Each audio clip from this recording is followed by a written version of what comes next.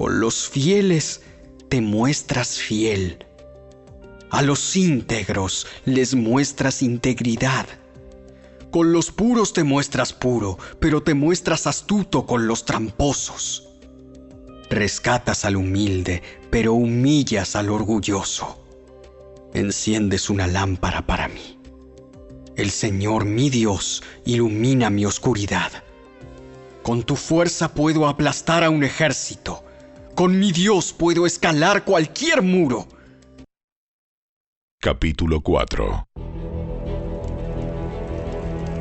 Sin embargo, Moisés protestó de nuevo. ¿Qué hago si no me creen o no me hacen caso? ¿Qué hago si me dicen, el Señor nunca se te apareció? Entonces el Señor le preguntó: ¿Qué es lo que tienes en la mano? Una vara de pastor. Arrójala al suelo. Así que Moisés la tiró al suelo y la vara se convirtió en una serpiente.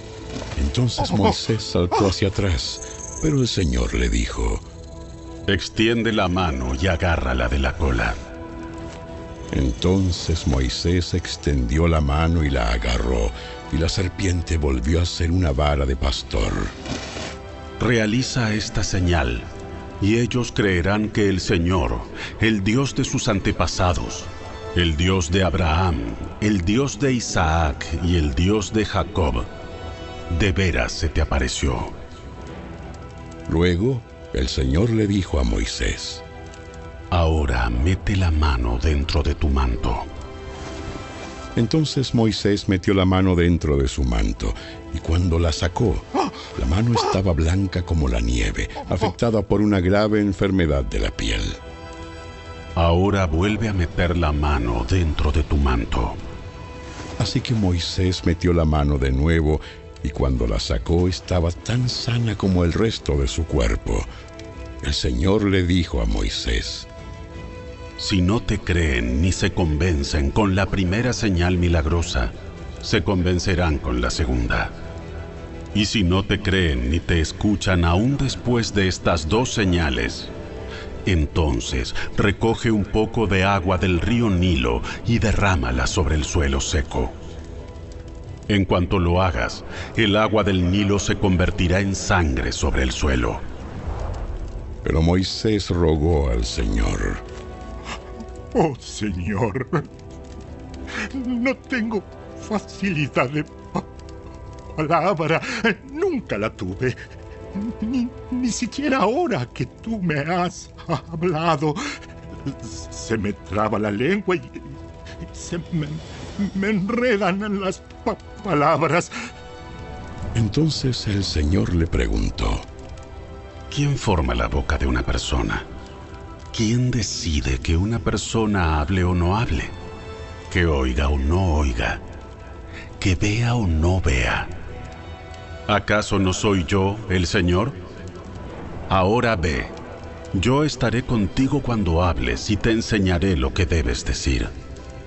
Pero Moisés suplicó de nuevo: Te lo ruego, Señor. Envía a cualquier otro. Entonces el Señor se enojó con Moisés y le dijo: De acuerdo. ¿Qué te parece tu hermano Aarón, el levita? Sé que él habla muy bien. Mira, ya viene en camino para encontrarte y estará encantado de verte. Habla con él y pon las palabras en su boca. Yo estaré con los dos cuando hablen y les enseñaré lo que tienen que hacer. Aarón será tu vocero ante el pueblo. Él será tu portavoz, y tú tomarás el lugar de Dios ante él al decirle lo que tiene que hablar. Lleva contigo tu vara de pastor y úsala para realizar las señales milagrosas que te mostré. Luego Moisés volvió a la casa de Jetro, su suegro, y le dijo: Por favor, permíteme volver a Egipto para visitar a mis parientes. Ni siquiera sé si todavía viven. Ve en paz. Antes de que Moisés saliera de Madián, el Señor le dijo: Regresa a Egipto, porque ya han muerto todos los que querían matarte. Así que Moisés tomó a su esposa y a sus hijos, los montó en un burro y regresó a la tierra de Egipto. En la mano llevaba la vara de Dios. El Señor le dijo a Moisés: Cuando llegues a Egipto, preséntate ante el faraón y haz todos los milagros que te he dado el poder de realizar. Pero yo le endureceré el corazón, y él se negará a dejar salir al pueblo. Entonces le dirás: Esto dice el Señor: Israel es mi primer hijo varón.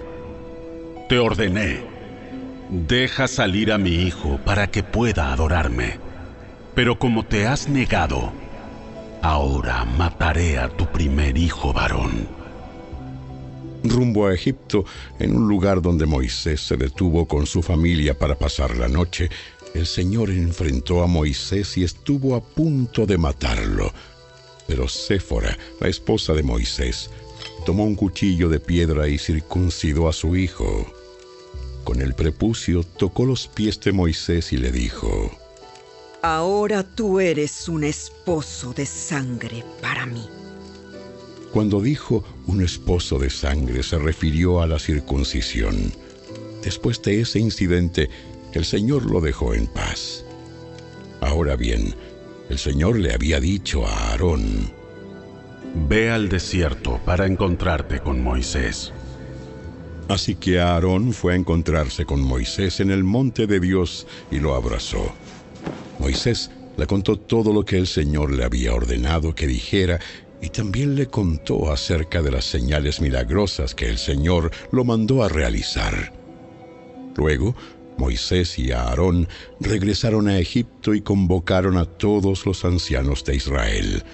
Aarón les dijo todo lo que el Señor le había dicho a Moisés, y Moisés realizó las señales milagrosas a la vista de ellos.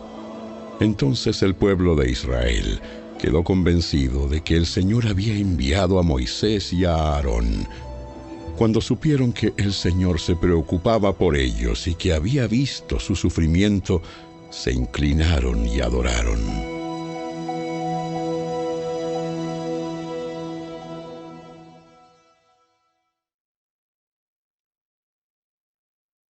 Capítulo 5.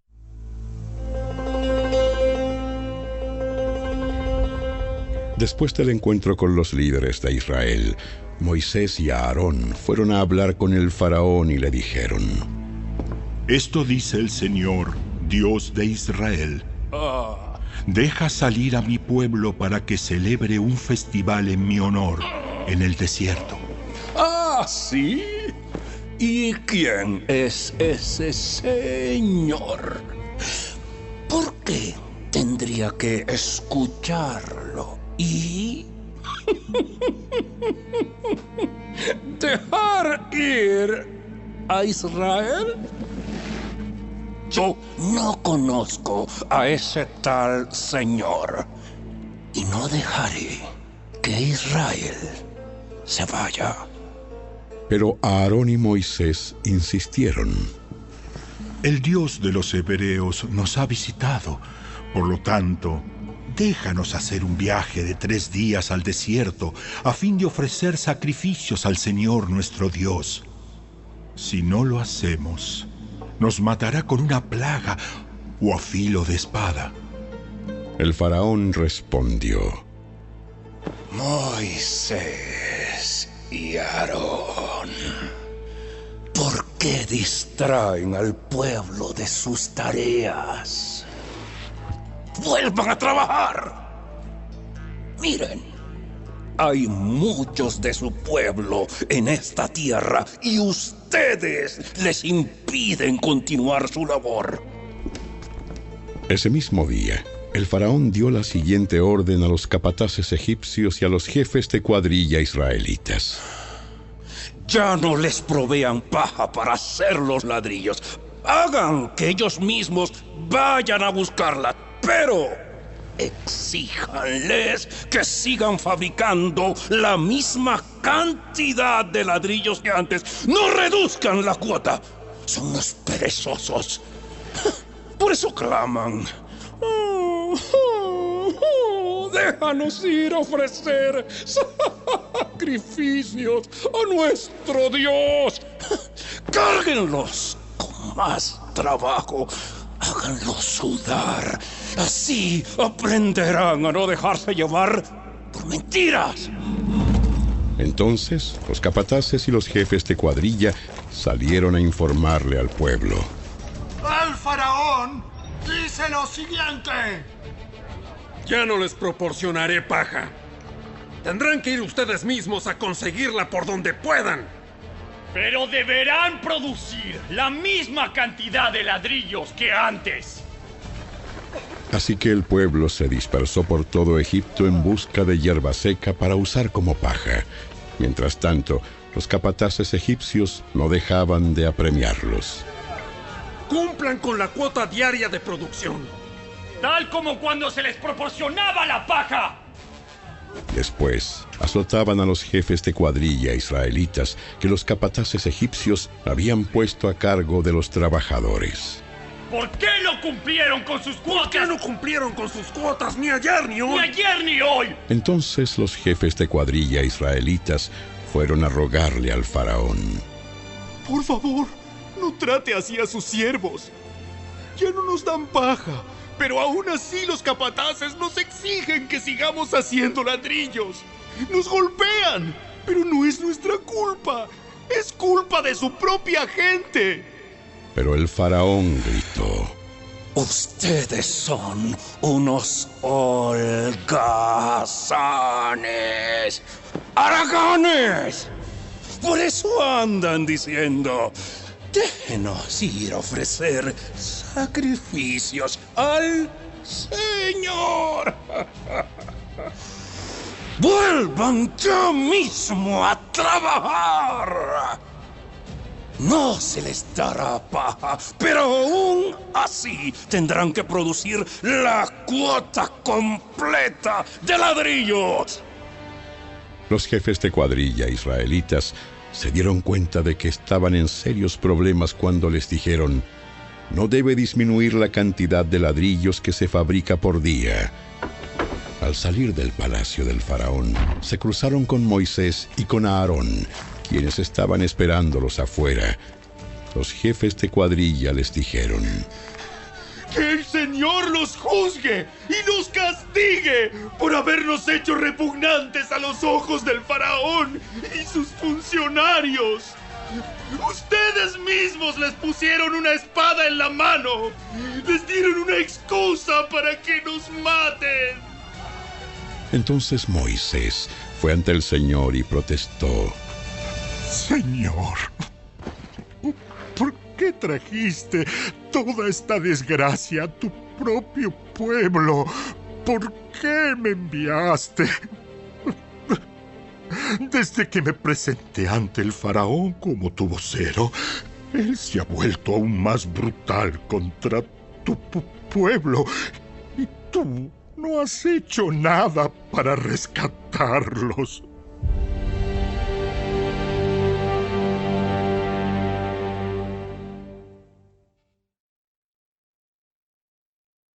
Capítulo 4.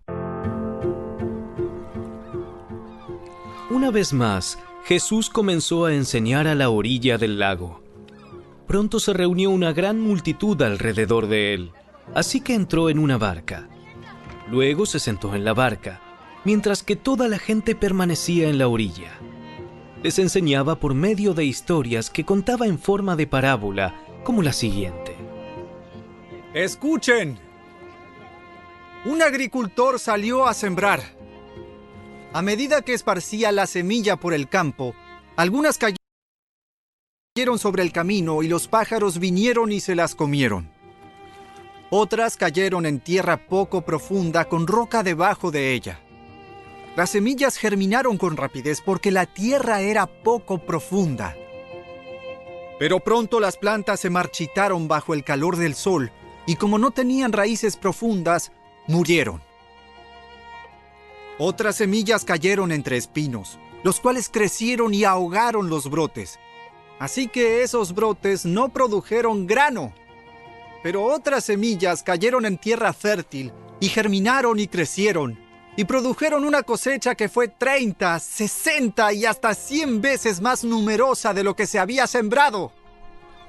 Luego les dijo: El que tenga oídos para oír, que escuche y entienda. Más tarde, cuando Jesús se quedó a solas con los 12 discípulos y con las demás personas que se habían reunido, le preguntaron el significado de las parábolas. Él contestó: A ustedes se les permite entender el secreto del reino de Dios, pero utilizo parábolas para hablarles a los de afuera, para que se cumplan las escrituras. Cuando ellos vean lo que hago, no aprenderán nada. Cuando oigan lo que digo, no entenderán. De lo contrario, se volverían a mí y serían perdonados. Luego Jesús les dijo: Si no pueden entender el significado de esta parábola, ¿cómo entenderán las demás parábolas? El agricultor siembra las semillas al llevar la palabra de Dios a otros. Las semillas que cayeron en el camino representan a los que oyen el mensaje, pero enseguida viene Satanás y lo quita. Las semillas sobre la tierra rocosa representan a los que oyen el mensaje y de inmediato lo reciben con alegría. Pero como no tienen raíces profundas, no duran mucho. En cuanto tienen problemas o son perseguidos por creer la palabra de Dios, caen. Las semillas que cayeron entre los espinos representan a los que oyen la palabra de Dios. Pero muy pronto el mensaje queda desplazado por las preocupaciones de esta vida, el atractivo de la riqueza y el deseo por otras cosas, así que no se produce ningún fruto. Y las semillas que cayeron en la buena tierra representan a los que oyen y aceptan la palabra de Dios y producen una cosecha 30, 60 y hasta 100 veces más numerosa de lo que se había sembrado. Entonces Jesús les preguntó: ¿Acaso alguien encendería una lámpara y luego la pondría debajo de una canasta o de una cama? ¡Claro que no! Una lámpara se coloca en un lugar alto donde su luz alumbre. Pues todo lo que está escondido tarde o temprano se descubrirá y todo secreto saldrá a la luz. El que tenga oídos para oír, que escuche y entienda. Luego agregó: Presten mucha atención a lo que oyen. Cuanto más atentamente escuchen, tanto más entendimiento les será dado y se les dará aún más. A los que escuchan mis enseñanzas se les dará más entendimiento, pero a los que no escuchan se les quitará aún lo poco que entiendan. El reino de Dios es como un agricultor que esparce semilla en la tierra. Día y noche, sea que él esté dormido o despierto, la semilla brota y crece, pero él no entiende cómo sucede. La tierra produce las cosechas por sí sola. Primero aparece una hoja, luego se forma la espiga y finalmente el grano madura. Tan pronto como el grano está listo, el agricultor lo corta con la hoz porque ha llegado el tiempo de la cosecha. ¿Cómo puedo describir el reino de Dios? ¿Qué relato emplearé para ilustrarlo? Es como una semilla de mostaza sembrada en la tierra. Es la más pequeña de todas las semillas, pero se convierte en la planta más grande del huerto. Sus ramas llegan a ser tan grandes que los pájaros hacen nidos bajo su sombra. Jesús empleó muchas historias e ilustraciones similares para enseñar a la gente, tanto como pudieran entender. De hecho, durante su ministerio público, nunca enseñó sin usar parábolas. Pero después, cuando estaba a solas con sus discípulos, les explicaba todo a ellos. Al atardecer, Jesús dijo a sus discípulos: Crucemos al otro lado del lago. Así que dejaron a las multitudes y salieron con Jesús en la barca, aunque otras barcas lo siguieron. Pronto se desató una tormenta feroz y olas violentas entraban en la barca, la cual empezó a llenarse de agua. Jesús estaba dormido en la parte posterior de la barca, con la cabeza recostada en una almohada. Los discípulos lo despertaron. ¡Maestro! ¡Maestro! ¿No te importa que nos ahoguemos? Cuando Jesús se despertó, reprendió al viento y dijo a las olas: ¡Silencio! ¡Cálmense! De repente, el viento se detuvo y hubo una gran calma. Luego él les preguntó: ¿por qué tienen miedo? ¿Todavía no tienen fe? Los discípulos estaban completamente aterrados. ¿Quién es este hombre? Hasta el viento y las olas lo obedecen.